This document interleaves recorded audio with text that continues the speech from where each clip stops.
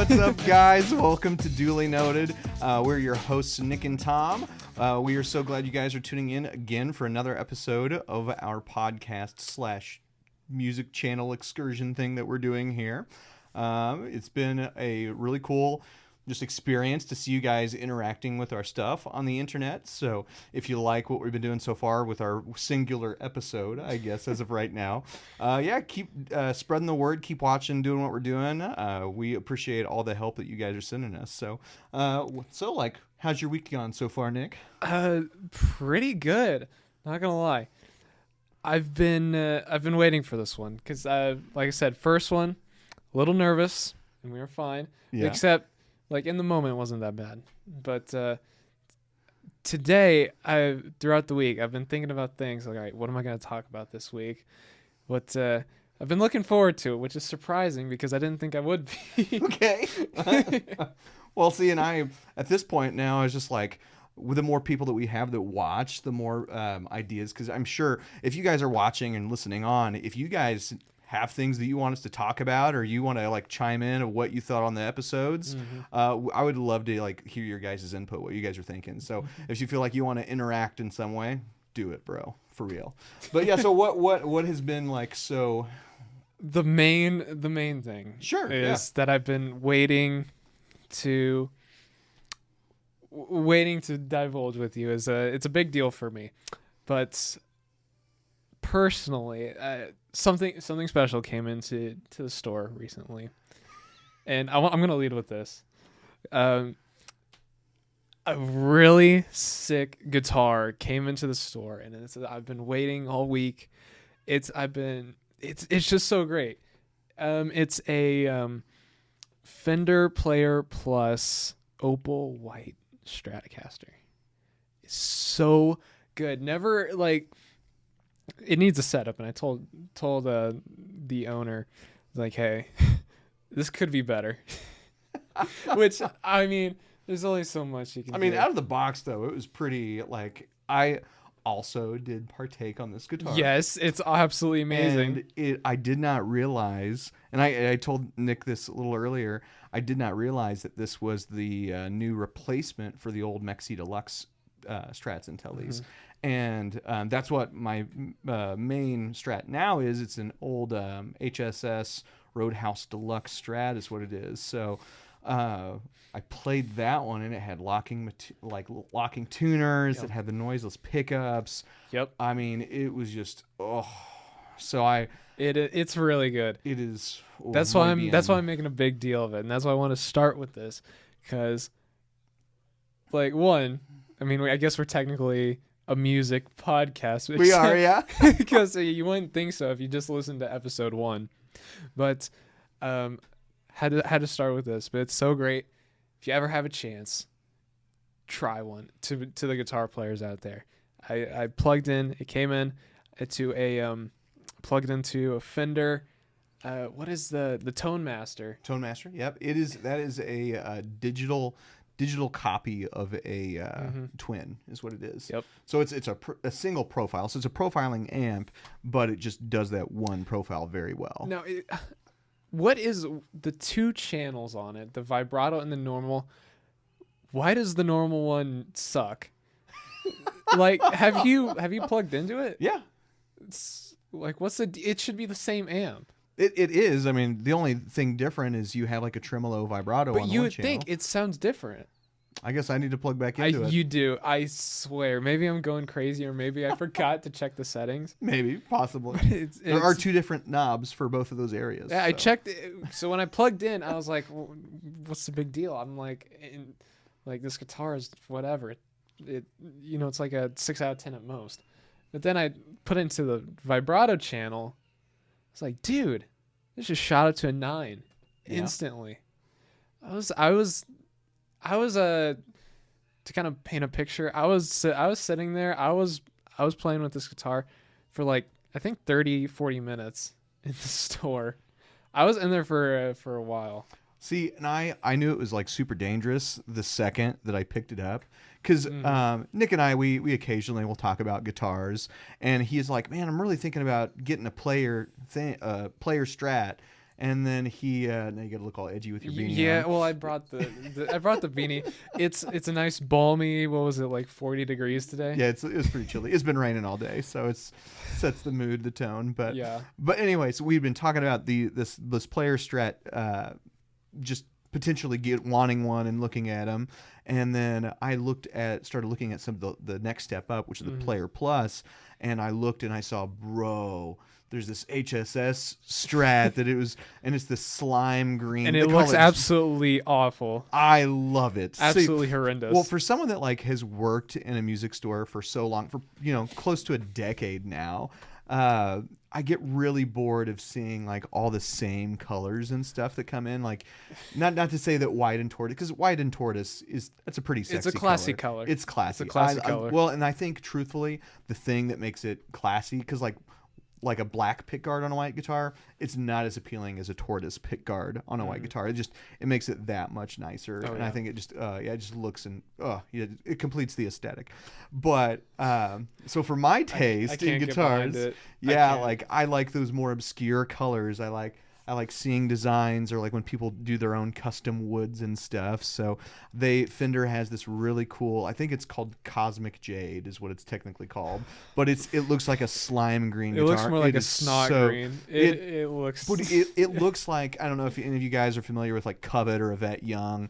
I knew that's why. But Yvette Young has a signature Talman that has that slime green sparkle to it. That is not slime green. That's lime green. It looks presentable. It's the same kind of green, basically. Yeah, but like that also being said, like I just think it's a really cool guitar. I like Yvette's guitars too, though. She did a really cool, not to like do a side tangent, but Yvette, I love you. Go ahead. We actually went and saw Covet and Yvette Young. Me and my wife, we saw them several months ago. Some buddies of mine, they went and opened for Polyphia, and that's a pretty hard act to follow. Covet and Yvette Young opened for them, and I think this is true. I think like I was talking to, I don't know if I should name drop these guys or not. It's another band, Legrand. They are a very cool math rock band. They are locally out of Casey area. If you don't know them, go check them out. But got to hang out with them a little bit, watch them play, and that's how I actually knew Yvette as like a famous guitarist on Instagram. And then I like was watching this band play, and I was like, man, where have I seen this girl playing on stage in front of me? And like I realized, that's Yvette Young playing in front of me. And like, I don't know if you know Yvette, she's now an Ibanez signature artist, but she was a Strandberg artist there for a while, anyway, enough. She does really cool things with her guitars that I love. She will like hand paint them and burn them. And that's to tie back to the type of guitars. I like the unique ones, and like hand painted ones, the obscure colors.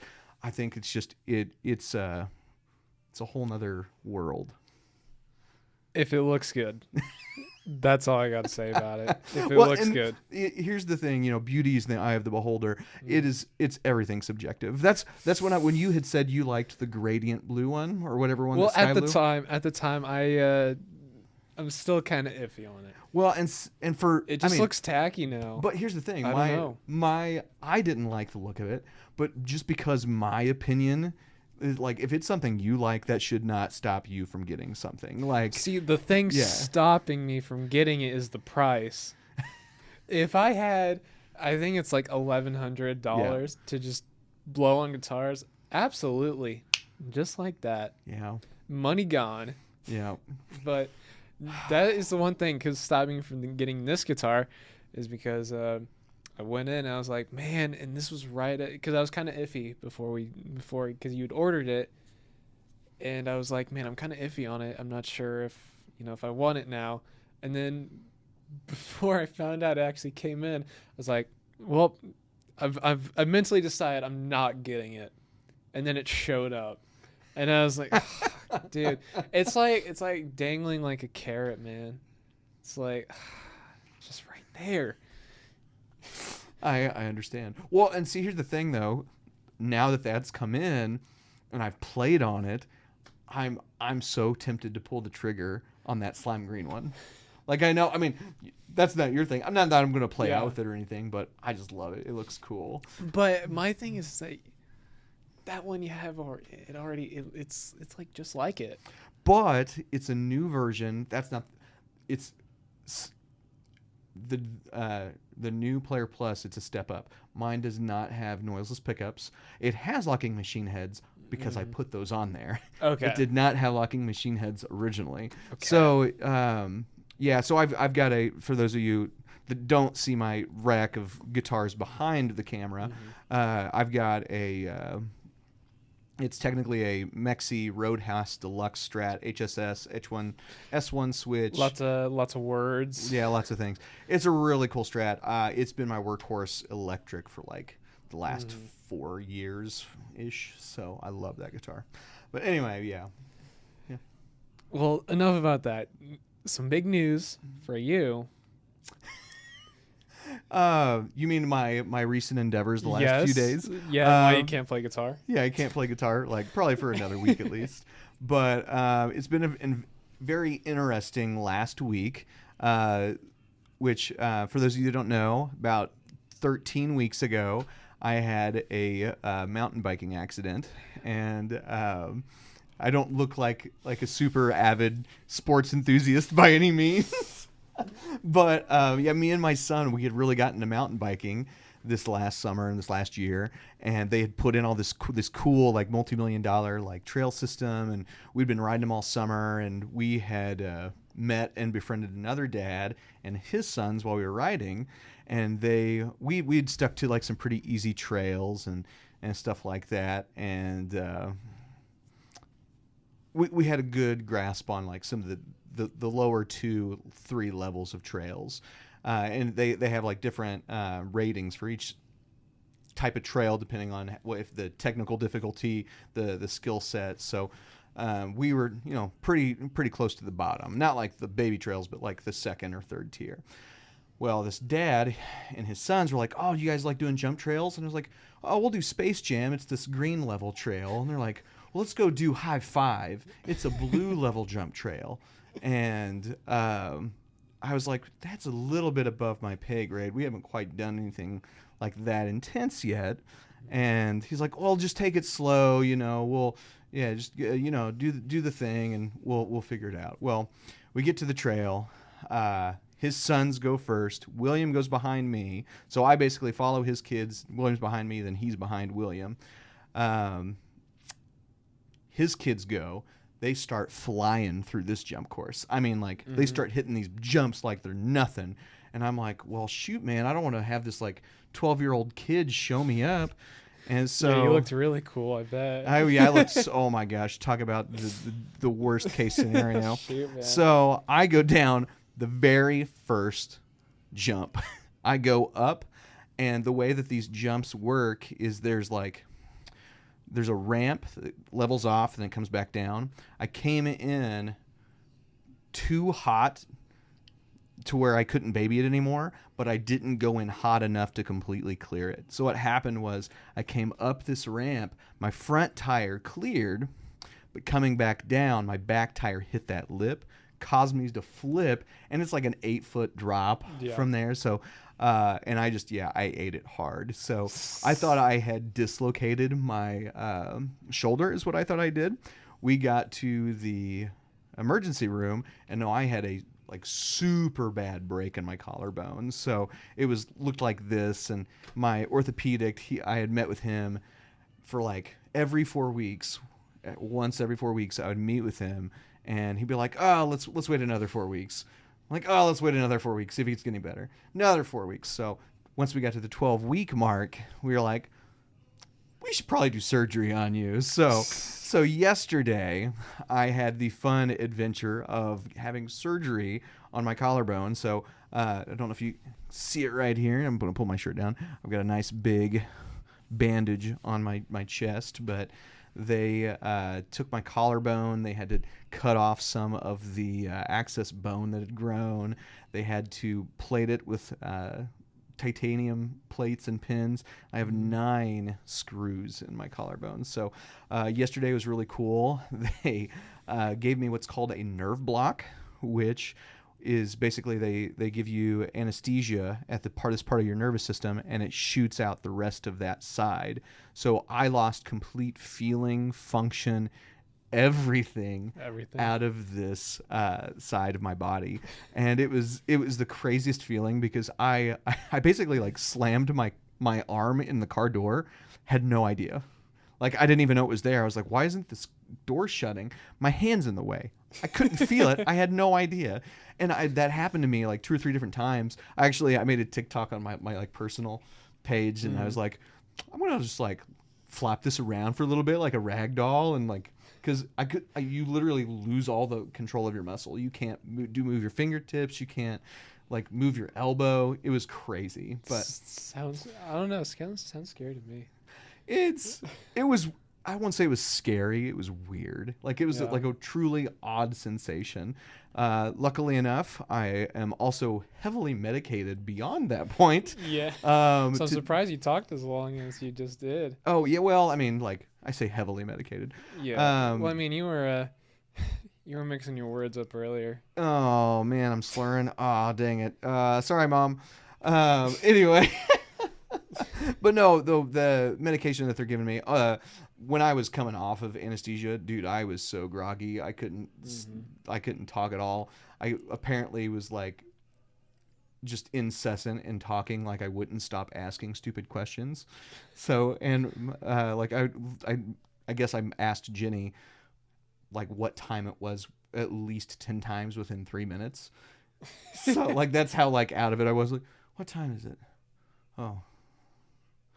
What time is it? And like I would forget what you're just that out of it. But anyway, yeah, that's been my last 2 days, so it's been fun.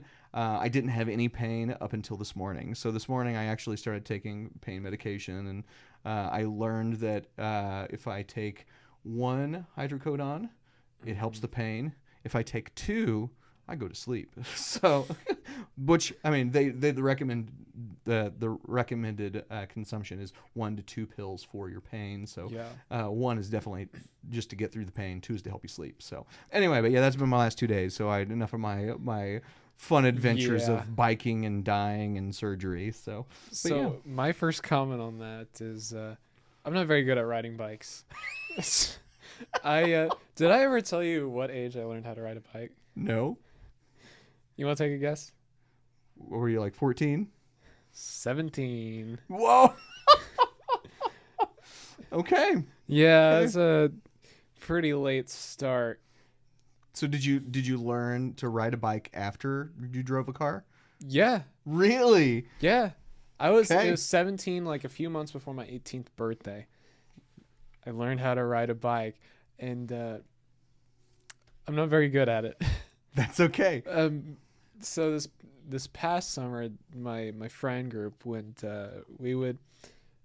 My friend group likes a hyper fixation on like specific things for like 2 weeks. This went on for like a month, where we would like go out at night during summer and just ride bikes.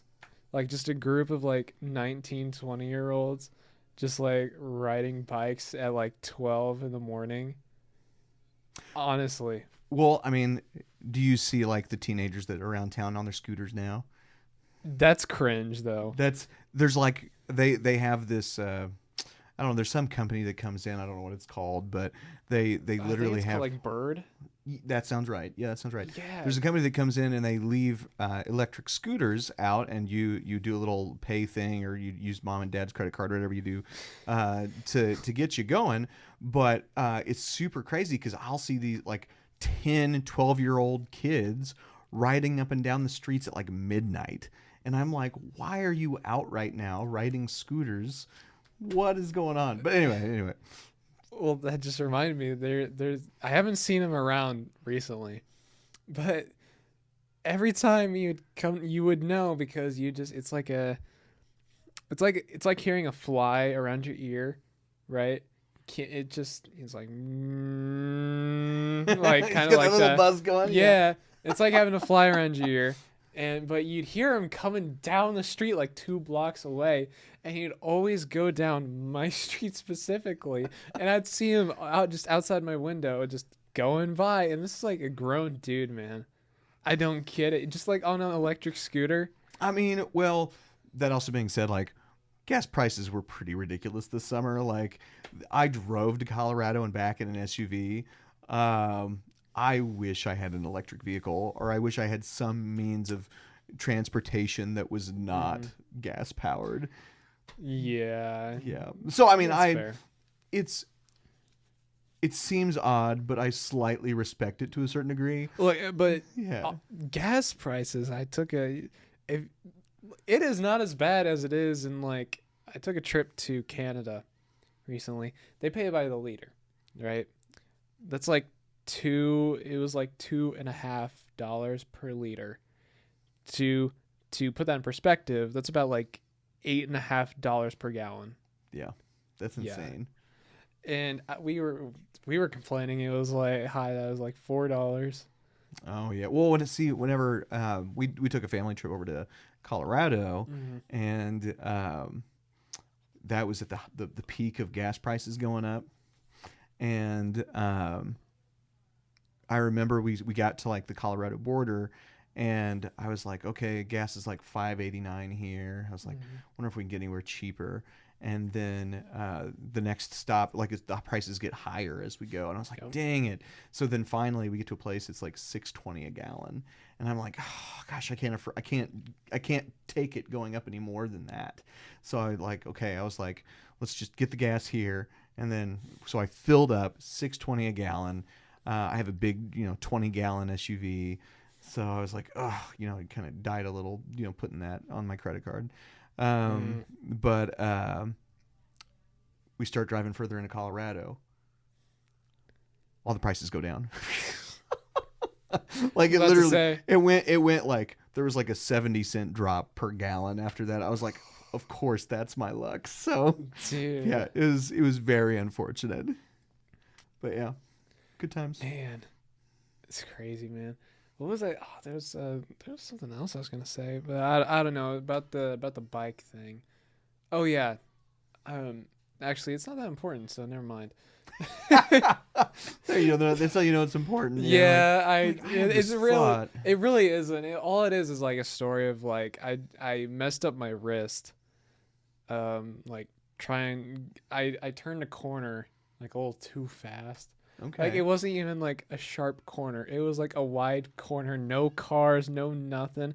I was going a moderate to slow speed, and I still fell, man. Like I turned the corner, I started tipping, and I was like, all right, I'm going down. And then I it's embarrassing, honestly. No, it's not. So like whenever I would take my kids mountain biking, like we would go to the trails, I'd be like, okay, here's the rules. Okay, if you feel like you're gonna go, put one foot on the pedal, have your other foot off, because either that way you can use your foot as a brake or you can jump off. Like, because you don't want to like lose your bike going down an embankment. Like, you don't want to fall down that ravine or whatever. That's like, yeah, you want to be safe. So it's better to ditch your bike and lose the bike than your life. So it's okay because you got to start somewhere. And so it's like, yeah, I mean, like truthfully, you got to start somewhere. So like, yeah, you fall, but that's the whole point of like learning a bike. Like you fall, you get back up, you do it again, you get a little better. It's like practicing guitar. It is. You just got to keep doing it, and it may not be pretty at first, but eventually it gets better. Does it? It does. It does. I don't know. There's some days where I'm like, man, I should have picked something else. Guitars or bikes? Guitars, man. Well, bikes too, man. It's like you're way better at guitar than me, though. So like, I don't want to hear that. That's not the point, man. It's like it's not that I'm better. It's that I don't consider myself better.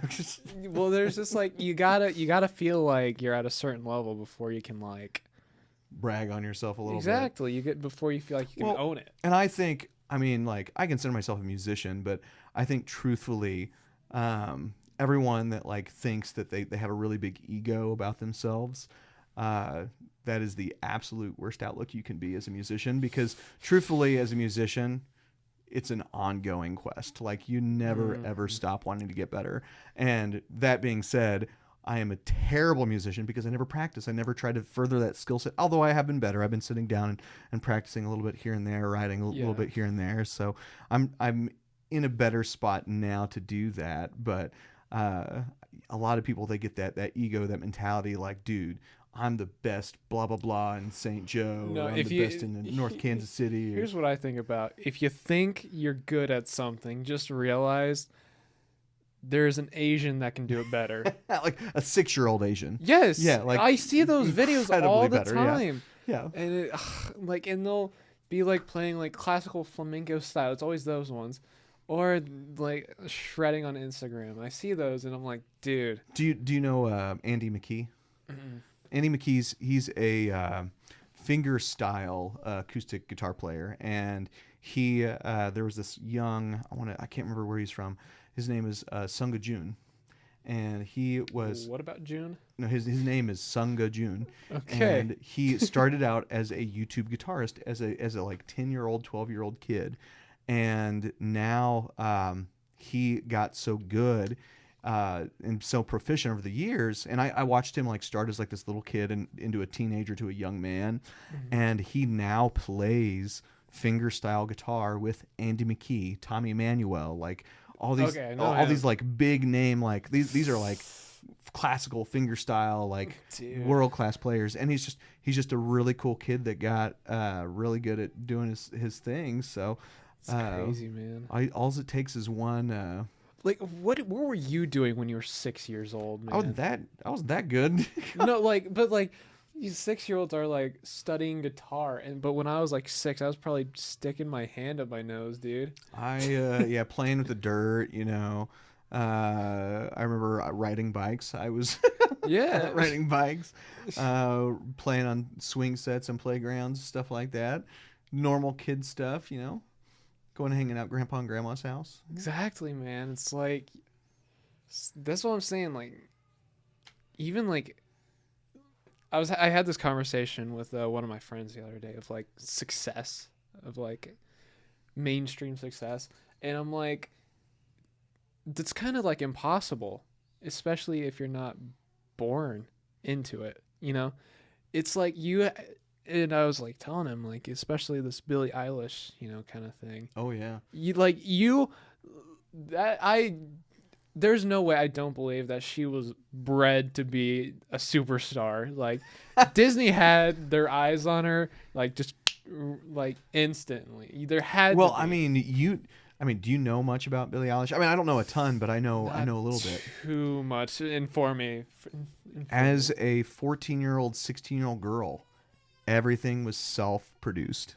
Like, she did everything. Like, all of her production stuff, she took care of that. So like, it was all her. As a teenager, she had the drive and the knowledge and the skill set, and she became super big from that. And I don't know if you've ever seen her like stripped just singing, like just like vocals. Yeah, careful how you word that. Yeah, sorry.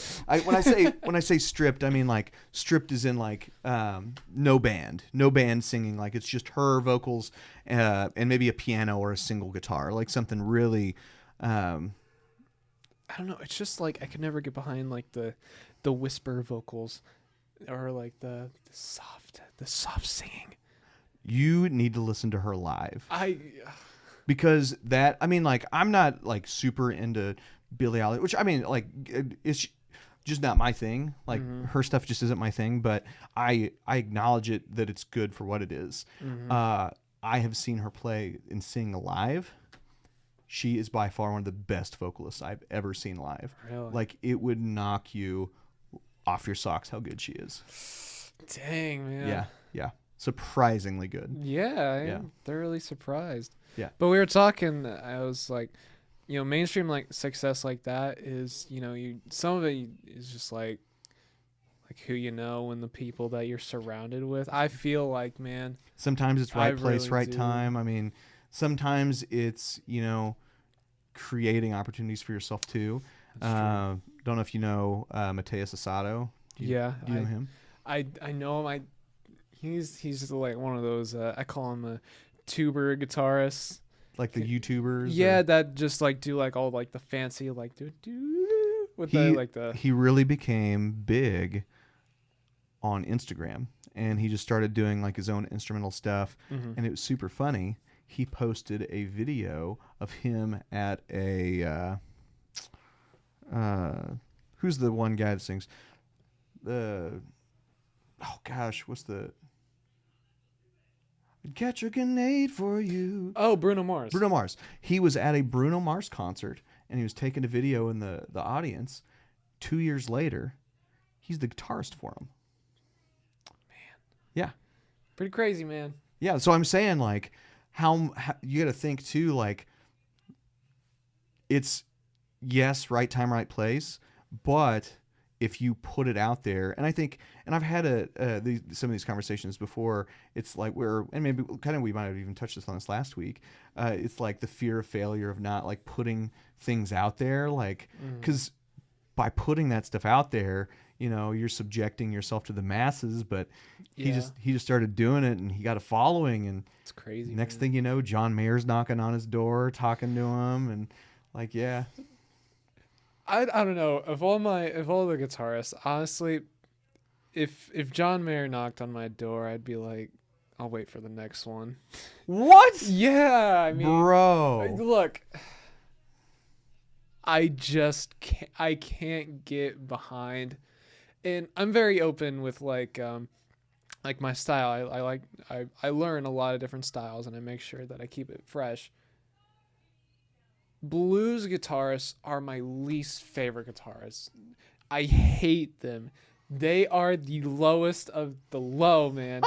And like, there's a point, like, because it's all just like E minor blues licks, add like a stank face to it, and they all sound the same. And and it's funny because those blues guitarists will say the same thing about metal, which is somewhat true. Yeah. But I mean, come on, man. It's a different genre. So I mean, it's I don't want to say it's like a one-trick pony, Mm-hmm. but it follows a form. It follows a very strict form. You've got 1-4-1-1, 4-4-1-1, 2-5-1-5. You're playing your standard chords repetitiously, and then learning how to solo those on those. Maybe you've got an altered chord in here. You're stealing a chord from somewhere, but it's a very repetitious, predictable animal. Yeah. Yeah. And So I mean, but see, now here's the thing though, blues is kind of like your foundation for everything else. That's true. I'm not saying it wasn't influential. Like, there's a difference between being influential and good. Well, yeah. Well, so like Which I shouldn't say like that. okay, so I've got like a concentration in jazz. So like I did a really large study on blues and like how that music and subculture came from actual plantation and like slave songs. So like you get that blue note, and then you start seeing that down in New Orleans, and they start playing that, and then that makes it ways to jazz, and jazz into blues, and blues into rock and roll, then rock and roll. And so it's kind of like you see this, it's like a web, or like think of it as like a domino effect. Like Yeah. it's like part of a domino that's spreading more dominoes. And so I mean, I think there's a place for it.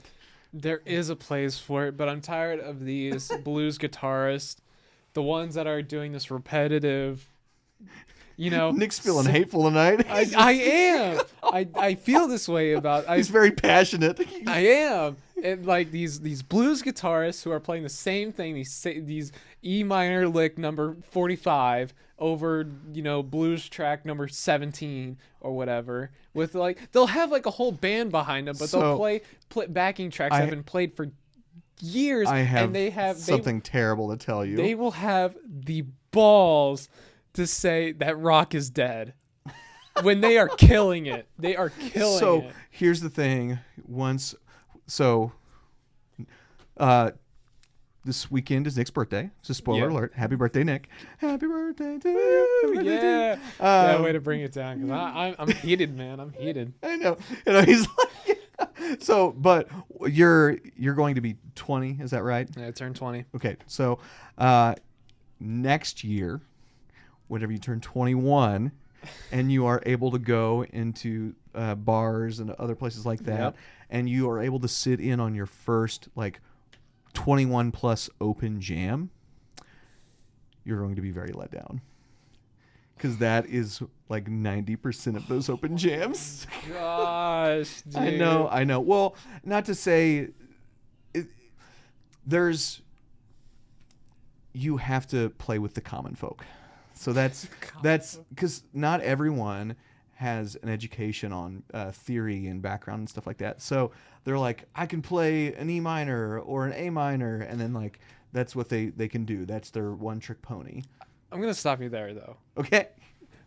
Theory has never been so accessible, but people still make reasons to not learn it. It's the easiest thing. People like I'm tired of the stigma that music theory is hard. It's not. Yeah. It's easy. That's why music degrees are, Well, and see, but it's just you've taught guitar long enough too, though. Yeah. So there's also a stigma. Well, I don't want to say it's not a stigma. It's a mentality. Because I've had several students like this, and if you are ever wanting to pick up a new instrument or just guitar, piano, whatever, you cannot pick up the instrument and just have the expectation of being proficient in that instrument. At time after time again, I will have people who get frustrated that they're not getting better at an instrument, and then I ask them, "How much did you practice?" They're like, I practice in lessons. And I'm like, yeah. What do you play outside? He says, I don't play outside. I'm trying to get better here. Well, no. Yeah. You need to spend the time to really get better. So I know people that they have that expectation. So, but it's going back to the having readily accessible knowledge, because you're right, because 10 years ago we didn't have this public information. Well, that was even so 10 widely years available. ago, Yeah. it was still there, yeah. and but limited form, Yeah. but it was still there if you knew what you're looking for. Because I was self-taught, man. Like we'll need to post something so we can provide some credibility that we can play guitar. I have a degree in music. Whenever I say I studied jazz, I spent $40,000 for that information. So Nick got it free at a public library. So not even the library. I'm kidding. But I was internet, self-taught. But I knew what to look up, man. It's like there's tons of videos, and there's this one YouTube channel. Some like sounds to you, but this guy, absolutely love him. How I learned modes. And this was like year 2, and I was like, dude, this is like I remember it took me like a week or two to like actually learn like what's the point of modes. And like now I'm like, oh, whatever, it's just like scales played differently. But like why would you want to do that was like the question. Oh, yeah. And I was like, what's the point if you're just putting it? And now I can realize it just changes the resolutions. Yeah. But it's like if you ask the right questions, you're gonna find yourself in the right spots. And I mean, even taking like from like a standpoint, like, okay, let's say I want to get better at soloing, right? Mm-hmm. I'm gonna start with like, okay, a lot of my like, how do I find a key, right? So finding the sharps and flats. All right, what are the keys? What are those respective scales? What all can you do with it, right? What are the chords of those scales? And that was like, each of these questions, like, okay, like, so now I know the scales, like, what are the chords in each one? Like, I remember like going through each scale and like looking at the chords and like different kinds of chords, like suspensions, like diminished, like, there's a few others. There's like, add 9s, minor 7s, 7th chords. Those are big ones. Asking, okay, how do you make those? Because now I can tell you, suspension 4, in like in the key of C, like in a C chord, C rooted would be like C, F, and G. Yeah. Yeah, I can tell you that now, and I use that. Like that's stuff I use. Like I definitely learned there's a lot of information that you will never use, and I spent a while learning diminished scales and like augmented scales and like octatonic scales. Never use it. Yeah. Never use it. And there was and there's some that I'm still like I need to get to, like the super Phrygian, like the dominant something, I forget. That's what Like the 5 of 5 or the 4 yeah, of 5 those, or yeah. which I'm still haven't gotten around to because I haven't needed to know it. Well, and I mean some of that stuff. I mean that's stuff that I learned in like my 3rd and 4th semester of theory. So that was like towards the latter half of my theory, and even then, you will never see that used outside of like Western music, like Bach and Mozart and stuff like that. They're like, oh, it's the 5 of 5 or the 2 of 5, and you're like, what does that even mean? Like, normal person watching this, whenever we say like this number, we're talking of like scale degrees and chords that are built off of those scale degrees. Here's some music theory for you. Yeah, music if theories. you're following along. Yeah. 'Cause I know it's a little hard to follow along, especially if you don't know. Yeah, so I mean, if you're talking in like the basic scope of music theory, within a major scale, you have 8 notes. Well, 7 really, then the 8th repeats. Yeah. So each one of those scale degrees going up, you stack thirds on either your space or your lines, and they give you different types of chords. Some of them are going to be major, some of them are going to be minor, some of them are going to be diminished, half diminished.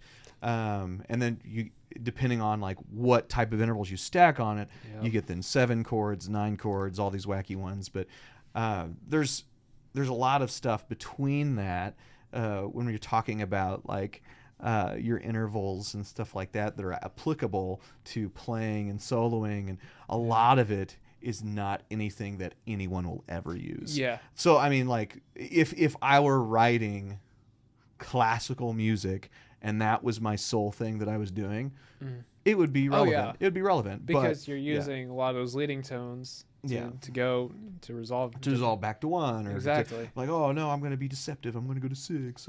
Which I do sometimes use that like writing process, like with deceptive cadences and like I think it's called like Andalusian cadences. Yeah. Which getting a little fancy here. No, there's like all, but none of this There's is relevant. tons of them. No, none of it is relevant to like to normal people. So unless you want to spend $40,000 on a degree that will help teach you to write classical, there's most pop stuff, anything that you want to learn today, there is so much readily available knowledge. It's at your fingertips. The best advice I could give is just play and start asking the questions of like, why would I play this? Yeah, absolutely. That's how I learned theory. It was like, I knew how to play the stuff, but learning theory does not tell you how to write music. It just helps you understand it. Yeah, and that's the best way. Yeah, but I mean But it can only help you though. I was gonna say they go hand in hand though. Like I'm not saying you have to have theory, but they supplement each other. They really do. Well, there's like, especially because without theory, for me, like I wouldn't have known like harmonic minor, melodic minor, stuff like that. Stuff that I use a lot, especially in terms of like my voice leading that I'll do. And like, when I'm playing at the church, I'll do stuff like that. But if I didn't know that, I was just using my ear, I would still be doing that. But now because you would instinctively gravitate towards those sounds. Yeah. Yeah, but so it's more of just now you have the theoretical knowledge to pull from and have that be a part of your vocabulary and know how to direct it a little bit. But at the same time, I'm not going to be like, oh, I need to write in like a Dorian mode. Phrygian. Which nobody in their right mind is going to write in Low Korean. Phrygian, maybe Phrygian. But unless you're really good, which I'm not.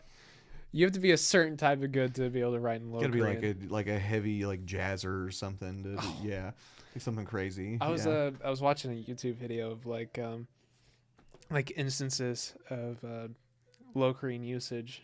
I was like, man, on the surface level, it's like, how do you? So the context. This is a mode in music. that the first note is unresolvable. So how do you resolve to an unresolvable? That's the whole thing of low Korean, right? I mean, That's how its I own, see it. I mean, I don't think of that mode in particularly that way, because I mean, if it just depends on how you're using it contextually, because I mean, everything is inharmonic and when you're talking modes. Yeah. So literally everything. So modes are basic. Well, we don't need to talk about that. Yeah, I think we've already gone long enough. Yeah, we've gone past the threshold. But It's anyway, easy that's another discussion for another time. It's easy to talk about it. Yeah, it's easy. We can talk about this on our own. You guys don't need to hear about modes. They're like, are these guys dumb or are they just so smart? Or like, no, we're just. It's like somewhere in between. It's like useless knowledge that most people will never need. Oh yeah. Yeah. So whenever you go to write your pop song or you're listening to Wonderwall, just know that you will not need to know that to write those songs. Yeah. Well, it sucks because you got artists that are using like simple progressions that are selling millions, and I'm over here like trying to write something complex. You're like, yeah. Listen to this awesome thing I've made, and everyone's like, well, that's been like my thing of like simplicity is not bad. Yeah. It's not bad. Well, there's smart simplicity. I was watching I forget what the girl's name was. She was doing an interview of like her soloing in a studio, and she was just shredding this riff like, or you like my interpretation of that? Yeah, I do. It's really tasty. The producer came out and he said, "I want you to do what you just did, but play half the amount of notes." And she's like, "This is my solo, bro. Why are you telling me what to do?" And he's like, think contextually to what is happening. And like there's this really cool, like easy rock riff, and you're just coming in with this like super aggressive solo. Pull it back. And she did it, and she was like, And she went back and listened to it again, and she listened to the original take, and she was like, you know what? Maybe I am I'm just making it more complicated than it needs to be. Yeah, I don't know. And I'm gonna kind of transition us to so we don't go as long as last time. Yeah. Just so we can end it. But a lot of guitarists, I feel like, want that shock value of like, and just like that credit, because most of these guitarists have been playing for years, and so the only credit they'll get is like their solos. So they want it to be like, okay, I gotta play super fast. I gotta get that, and I just don't. It's like, you don't need to, man. And I used to know somebody like that who was just like, now there's a time and place for it always. But I always think about my favorite solos or favorite songs, and a lot of them don't have solos, or if they do, it's more methodical. That's how I usually like to think of it, because I personally can't do the super fast stuff in the context of a song. Yeah. Like if I'm just like, sitting here just like running through some scales, I can do whatever, because I've got some licks that can help me carry through that. But I really like, if I'm like, I had that gig that you came to, and Tom was there. He came out to support local music, as you should. Always. And the one that was a rough night because it was cold and my hands were freezing. I was shivering on stage, and they had us outside. Yeah, that was a rough. I'll probably remind me to talk about that next time, because I do want to talk about that. And there was some moments that I practiced, like, trying to get those fast solos. Like we were playing Basket Case, and we are adding a solo in there, which is an interesting song to add a solo to. And I was trying to, do this super fast stuff, but it's, the blood's not circulating. Yeah, the way it needs to be. One, my hands are about to fall off, but two, I just, I have a hard time because I think too much. That's why I'm like a better rhythm guitarist. Yeah. Because it's like I think too much, and I just like. So what kind of, just to wrap this up here, what do you find appealing in a song? Like what as you're listening, like what kind of things do you gravitate towards that makes it a good song? Oh man. In a concise manner as possible. What is appealing? Shoot, man. For me, I'll give you my example. For Yeah, me, so I can think of it. I love when say it doesn't even have to have words. If it's written well enough, I love the structure of songs. So Same. I like the simplicity. I like a build. I mean, things can be technical. You can have, I mean, amazing lyrics can just, they tell a whole story on their own. But one of my favorite bands, Circa Survive, a lot of their songs are through composed. Like they don't have repetitive choruses. They just, here's an idea and they just sing. And it's kind of like storytelling almost. And I think that it has a unique way of grabbing people, or me at least. And then I've got some instrumental bands that they just structurally, the way they write, it's engaging and it's captivating. And it doesn't have to be shreddy solos and all this stuff to keep it entertaining. And recently I've been thinking of guitar not as a guitar, because like trying to think about like the song, because it's easy to think like, you know, I'm playing a guitar, I need it to sound like, you know, somebody else. And I think that, you know, I want it to sound different. So the quality of sound is important to me, like as a song as well, because I think that guides an important part of like songwriting. But I agree on such structure, and it like that's something I'm still working on. Like I've been playing guitar for years, but it's like as like I've been like starting to be in more bands, you know, I'm like realizing, oh dude, I don't even know how to write songs. Like I know all this theory and all this stuff, but I can't write a song.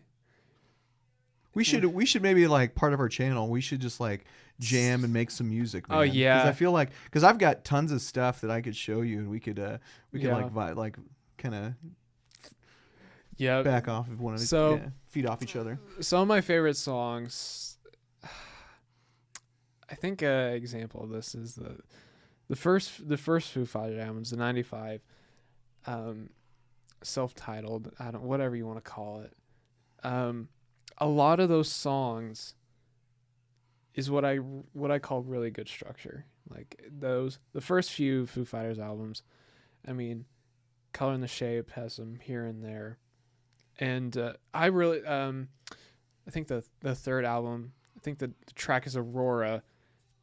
That's really good, but I think in terms of songwriting, you should give a listen. This Is a Call, for the first track off that album. It's a pretty popular one.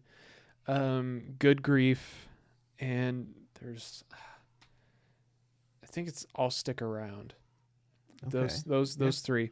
This is to you and Okay. people listening. I will be revisiting this podcast, so I know what song to listen to. Yes. So for me, give a couple good listening or songs to listen to, or you know, I'll give you one, just an instrumental one that I think is really good. It's very simplistic.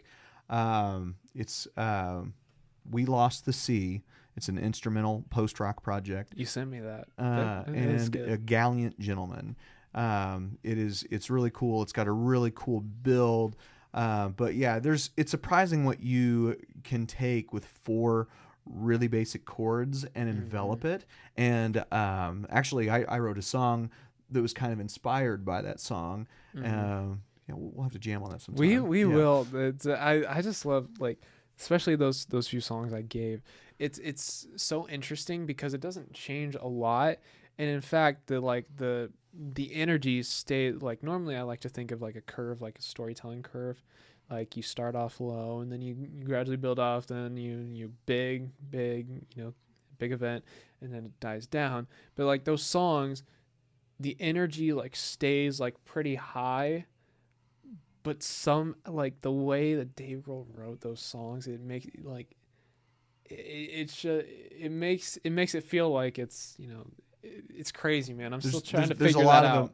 A lot of emotion that can be put behind it. I mean, a lot of it can. There can be a lot of things conveyed within music. But anyway, we should wrap up. We're about the same length as we was last I said time. we were gonna finish it like 20 minutes ago. Yeah. Yeah, it's crazy, and it's and you're like, oh, they keep talking, but like when you're in the space, It the time doesn't goes feel by, at all. you know? It doesn't. It really doesn't. Yeah, well, and maybe we like talking, we like hearing ourselves speak. So, but moving forward, we keep splacking our legs here. If you guys want to hear like conversations, what are some of your guys' favorite bands? What are things that you guys listen to? What inspires you? What do you think's captivating? I'd love to hear and see what you guys think, because we all have varying different opinions and backgrounds, and get you guys to be a part of the conversation a little bit. But this is still a ongoing journey. We're learning as we go, so which is fun. But we gotta do better next time. Cause how can we talk for half of the amount of time? Like that's what we need to do. I just gotta trim the fat, man. Yeah, it's true. It's true. Because what was it? Talked like 20 minutes about guitars, man. Yeah, we did. Well, and I had a whole other thing I was going to talk to you about, but I will save that for another time. Then. Oh, you're gonna forget. No, I screenshotted that specifically for you, Nick. Okay. Specifically for you. But anyway, thank you guys so much for watching. Keep supporting us in every way you can. Thank you everyone that's subscribed and is listening to our podcast already. Spread the love, man. Yeah, give us keep doing that. If we become millionaires doing this, we will throw the love back to you. We'll start making NFTs or something. I don't know. There you go. Cut that out. Yeah. All right. Kidding. Thank you. All right. Peace, guys. See ya.